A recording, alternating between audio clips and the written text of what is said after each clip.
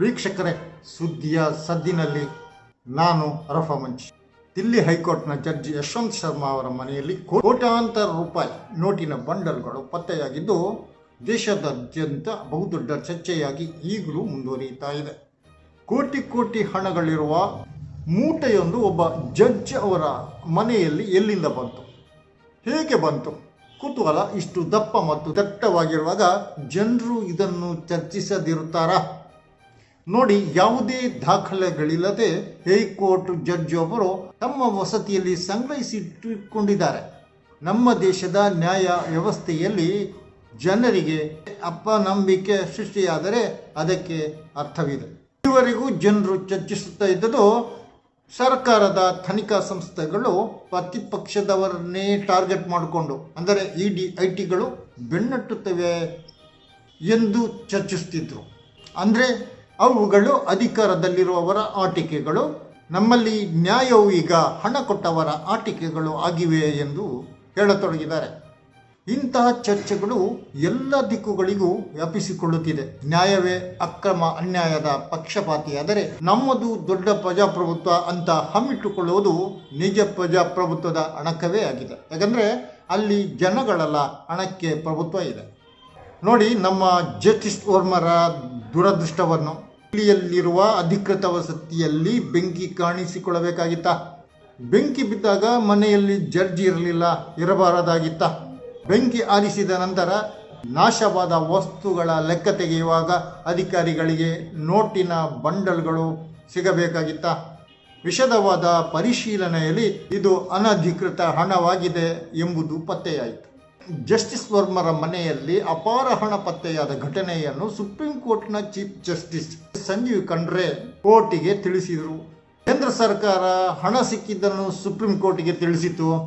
ಕೂಡಲೇ ಸುಪ್ರೀಂ ಕೋರ್ಟಿನ ಕೊಲಿಜಿಯಂ ಸಭೆ ಸೇರಿ ಜಸ್ಟಿಸ್ ವರ್ಮರನ್ನು ಅಲಹಾಬಾದಿನ ಹೈಕೋರ್ಟ್ಗೆ ವರ್ಗಾಯಿಸಿತು. ಭಾರತದಲ್ಲಿ ನ್ಯಾಯವ್ಯವಸ್ಥೆಯಲ್ಲಿ ತಪ್ಪಿಸ್ತರೆಂದು ಕಂಡುಬಂದರೆ ಅಂಥವರ ವಿರುದ್ಧ ಎಂತಹ ಕ್ರಮ ಕೈಗೊಳ್ಳಲಾಗುತ್ತದೆ ಎಂದು ಜಗತ್ತಿನ ಗಮನವನ್ನೇ ಇದು ಸೆಳೆದಿರುತ್ತೆ. ಇದೊಂಥರ ನಗೆ ಪಾಟಲ್ನಂತಾದರೂ ಆಗಬಹುದು. ತಪ್ಪಿತಸ್ಥನ ವಿರುದ್ಧ ತನಿಖೆ ಘೋಷಿಸಿ ಆತನನ್ನು ಮನೆಗೆ ಕಳುಹಿಸಿದ್ದರೂ ನಮ್ಮ ನ್ಯಾಯ ಪ್ರಕ್ರಿಯೆಯ ಮುಖ ಉಳಿಯುತ್ತಿತ್ತು. ಯಶವಂತ್ ವರ್ಮರು 2021 ಅಕ್ಟೋಬರ್ನಲ್ಲಿ ದಿಲ್ಲಿಯ ಹೈಕೋರ್ಟಿಗೆ ನೇಮಕವಾಗಿದ್ದರು. ಬಹುತೇಕ 3-4 ವರ್ಷಗಳ ಅವಧಿಯಲ್ಲಿ ಈ ವರ್ಮ ಲೆಕ್ಕವಿಲ್ಲದಷ್ಟು ಅಕ್ರಮಣವನ್ನು ತಮ್ಮ ಅಧಿಕೃತ ವಸತಿಯಲ್ಲಿ ಸಂಪಾದಿಸಿ ಬಚ್ಚಿಟ್ಟಿದ್ರು. ಅನಿರೀಕ್ಷಿತವಾಗಿ, ಆಕಸ್ಮಿಕವಾಗಿ ಅವರ ಮನೆಯಲ್ಲಿ ಒಕ್ಕರಿಸಿದ ಬೆಂಕಿ ಇವೆಲ್ಲವನ್ನು ಬಹಿರಂಗಕ್ಕೆ ತಂದಿದೆ. ಈ ಬೆಂಕಿಗೆ ನಮ್ಮ ಪ್ರಜಾಪ್ರಭುತ್ವ ಯಾವತ್ತೂ ಋಣಿಯಾಗಿರಬೇಕಾಗುತ್ತದೆ. ಯಾಕೆಂದರೆ ಅಕ್ರಮವೊಂದನ್ನು ಬಯಲಿಗೆಳೆಯಲು ಅದು ಸಹಕರಿಸಿದೆ.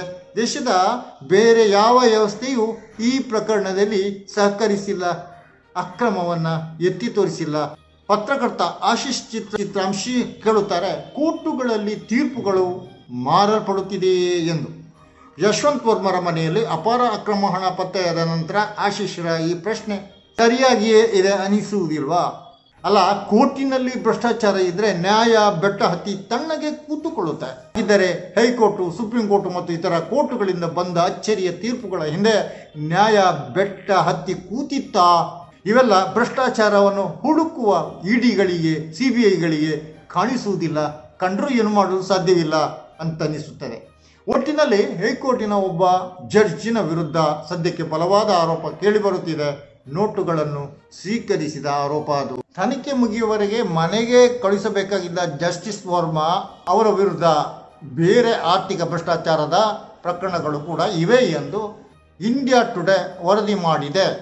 ಸಿಂಬೋಲಿ ಸಕ್ಕರೆ ಕಾರ್ಖಾನೆ ವಂಚನೆ ಪ್ರಕರಣದಲ್ಲಿ ಜಸ್ಟಿಸ್ ವರ್ಮಾ ಆರೋಪಿಯಾಗಿದ್ದಾರೆ. CBI ಪ್ರಕರಣದ ವಿಚಾರಣೆಯನ್ನು 2018ರಿಂದ ನಡೆಸ್ತಾ ಇದೆ. ರೈತರಿಗಾಗಿ ತೆಗೆದಿರಿಸಿದ 97.85 ಕೋಟಿ ರೂಪಾಯಿ ಲುಂಗಿ ಹಾಕಿದ ಭ್ರಷ್ಟಾಚಾರ ಪ್ರಕರಣ ಇದು. ಆದರೆ ಕೊಲಿಜಿಯಂ ಜಸ್ಟಿಸ್ ವರ್ಮರನ್ನು ಅವರು ಮೊದಲಿದ್ದಲ್ಲಿಗೆ ವರ್ಗಾವಣೆ ಮಾಡಿತು. ಅಂದರೆ ಇಷ್ಟು ದಿನ ನೀವು ದಿಲ್ಲಿಯಲ್ಲಿ ಹಣ ಮಾಡಿದ್ದಾಯಿತು, ನೀವು ಇನ್ನು ಮೊದಲಿದ್ದಲ್ಲೇ ಇನ್ನುಳಿದ ಹಣವನ್ನು ಮಾಡಿ ಎಂದು ಆಶೀರ್ವದಿಸಿದಂತಾಗುವುದಿಲ್ವೇ ಎಂದು ಜನರಲ್ಲಿ ಪ್ರಶ್ನೆಗಳು ಉದ್ಭವಿಸಬಹುದು. ಹೀಗಾಗಿ ತನಿಖೆಯ ಮೇಲೆಯೇ ಜನರು ವಿಶ್ವಾಸ ಕಳೆದುಕೊಂಡರೆ ತಪ್ಪಿಲ್ಲ. ಯಾಕೆಂದರೆ ಇಂತಹ ಅನೇಕ ಘಟನೆಗಳನ್ನು ಈ ದೇಶ ಕಂಡಿದೆ. ವಿಚಾರಣೆಯೇ ಇಲ್ಲದೆ ವಿಚಾರಣಾಧೀನ ಕೈದಿಗಳನ್ನು ಜೈಲಿನೊಳಗೆ ವರ್ಷಗಟ್ಟಲೆ ಕೊಳೆಯಿಸುತ್ತಿರುವುದನ್ನು ಕೂಡ ಜನರು ನೋಡಿದ್ದಾರೆ. ದಿಲ್ಲಿಯ ದಂಗೆ ಹೆಸರಿನಲ್ಲಿ ಈಗಲೂ ಎಷ್ಟೋ ಹುಡುಗರು, ಎಳೆಯ ಯುವಕರು ವಿಚಾರಣೆ ಇಲ್ಲದೆ ಜೈಲಿನೊಳಗೆ ಕೊಳೆಯುತ್ತಿಲ್ವಾ? ಇನ್ನು ರಾಜಕೀಯವಾಗಿ ಅವೆಷ್ಟೋ ಪ್ರಕರಣಗಳು ತೀರ್ಪು ಬರುವ ಕೊನೆಯ ಘಟ್ಟದಲ್ಲಿ ತೀರ್ಪು ಅನಿರೀಕ್ಷಿತ ಹೋಳಿಕೆಯನ್ನು ಕಂಡದ್ದನ್ನು ಈ ದೇಶ ಕಂಡಿದೆ. ಬಾಬರಿ ಮಸೀದಿ ಪ್ರಕರಣದಲ್ಲಿ ದೇವನ ಆದೇಶವಾಗಿತ್ತು, ಅದರಂತೆ ತೀರ್ಪು ಬರದೆ ಎಂದು ವೈ ಚಂದ್ರಚೂಡ್ರು ಮಹಾರಾಷ್ಟ್ರದಲ್ಲಿ ಕಾರ್ಯಕ್ರಮವೊಂದರಲ್ಲಿ ಹೇಳಿಲ್ವಾ? ಹೀಗಿರುವಾಗ ಸುಪ್ರೀಂ ಕೋರ್ಟಿನಲ್ಲಿ ಮಹಿಳಾ ಕಿರುಕುಳ ಆರೋಪ ಎದುರಿಸಿದ ಜಡ್ಜ್ ಒಬ್ಬರು ರಾಜ್ಯಸಭೆಗೆ ಹೋಗಿದ್ದು ಈ ದೇಶಕ್ಕೆ ಗೊತ್ತಿಲ್ವಾ? ಹಾಗಾಗಿ ನ್ಯಾಯ ವ್ಯವಸ್ಥೆಯಲ್ಲಿ ವಿಶ್ವಾಸವಿರಿಸಬೇಕೆಂಬುದು ಮ್ಯಾನರಿಸಮ್ ಎಂಬಂತಾಗಿದೆ. ಸುಪ್ರೀಂ ಕೋರ್ಟ್ ಕೊಲಿಜಿಯಂ ಜಡ್ಜಿ ವರ್ಮರ ವಿರುದ್ಧ ತನಿಖೆ ಆದೇಶಿಸಿದ ನಿಜ. ಈ ತನಿಖೆಯಿಂದ ಏನೇ ಹೊರಬರಲಿ, ಜಸ್ಟಿಸ್ ವರ್ಮರಿಗೆ ಜನರಂತೂ ಕ್ಲೀನ್ ಚಿಟ್ ನೀಡಲಾರರು.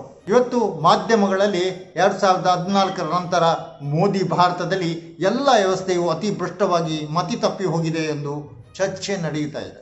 ತೀರ್ಪು ನೀಡುವ ಸ್ಥಾನದಲ್ಲಿ ಜಸ್ಟಿಸ್ ವರ್ಮರ್ ಅಂತವರಿದ್ದರೆ ಮತ್ತು ಕಾನೂನು ನಿರ್ಮಿಸುವ ಸಂಸತ್ತು, ಕಾನೂನು ಸಭೆಗಳಿಗೆ ದಂಗೆ ದಗಲ್ಬಾಜಿಗಳು ನಡೆಸಿ ಕುಖ್ಯಾತಿ ಇರುವವರು ಕೂಡ ಗೆದ್ದು ಬರುತ್ತಿರುವಾಗ, ಹಣ, ಹೆಂಡ, ಟಿವಿ, ಲ್ಯಾಪ್ಟಾಪ್ ಹಂಚಿ ಚುನಾವಣೆಯಲ್ಲಿ ಗೆಲ್ಲುವವರು ಇರುವಾಗ, ಹೀಗೆ ಕಾನೂನು ನಿರ್ಮಿಸುವ ವ್ಯಾಪ್ತಿಯಲ್ಲಿ ಬರುವಾಗ ದೇಶದ ಒಟ್ಟು ವ್ಯವಸ್ಥೆ ಭ್ರಷ್ಟ ಆಗದಿರುತ್ತಾ?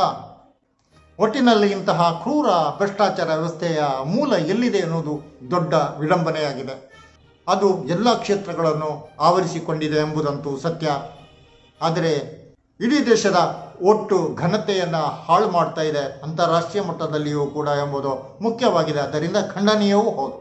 ವೀಕ್ಷಕರೇ, ಜಸ್ಟಿಸ್ ಯಶವಂತ್ ವರ್ಮರ್ ಅಂತವರಿಂದ ನಿಮ್ಮ ಅಭಿಪ್ರಾಯದಲ್ಲಿ ಮುಂದಕ್ಕೆ ಎಂತೆಂತಹ ತೀರ್ಪುಗಳು ಬರ್ಬೋದು? ಹಣದ ತೂಕಕ್ಕೆ ತಕ್ಕಂತೆ ವೀಕ್ಷಕರೇ ನಿಮ್ಮ ಅಭಿಪ್ರಾಯ ತಿಳಿಸಿ. ಸುದ್ದಿಯ ಸದ್ದಿನಲ್ಲಿ ಈ ಹೊತ್ತಿನ ಚರ್ಚೆ ಇಷ್ಟೇ.